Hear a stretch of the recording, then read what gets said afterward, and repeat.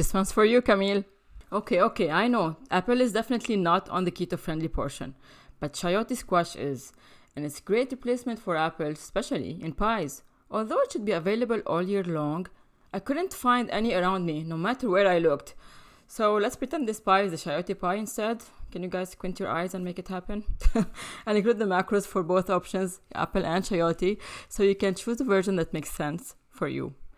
Am I pronouncing it right? Chayote? Chayote? How do you pronounce it? To make this delicious pie, you'll need a few ingredients.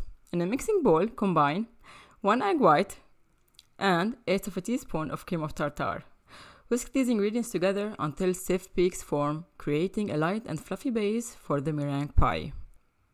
Next, I add 1 tablespoon of sweetener to the mixture and gently mix on low speed until thoroughly incorporated. This sweetener will add just the right amount of sweetness, enhancing the overall taste of the pie. For a beautiful golden crust, you can use allulose as an alternative for traditional sweetener. Allulose will give your crust a unique touch. Once the egg white mixture is fluffy and peaked, pour it into a single pie cup and carefully shape it into a crust.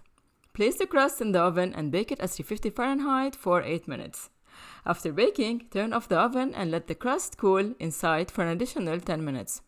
This will ensure that the crust sets perfectly and maintains its shape. Once cooled, remove the crust from the oven and let it cool completely. It's important to note that once the pie is out of the oven, it will start to deflate slightly, which is completely normal and desired. To prepare the filling, I start by peeling and dicing the the chayote squash into small pieces. For this particular recipe, I prefer making an open-faced apple pie. Squash pie? Chayote pie.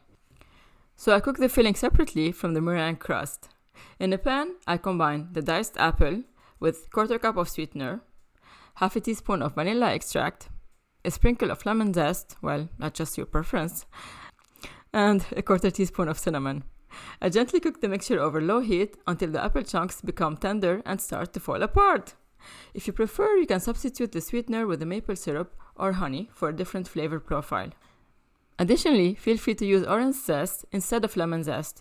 Personally, I find that orange zest adds a delightful twist to the taste, but unfortunately, I didn't have any oranges available at the time, so lemon it was. As for the vanilla extract, it's completely optional and can be omitted if you prefer. Once the apple mixture is cooked to perfection, I transfer it into a bowl and allow it to cool down. Once the filling has cooled down enough, I carefully pour it into my prepared pie crust and place it in the refrigerator to set until it's time to savor this delightful dessert. Hey, do you guys know Camille and Max? They are a mother and son and have this really interesting channel where they share their life experiences and lessons learned in such a fun way. I gotta confess, tearing up a few times while watching their videos. And I'm not kidding.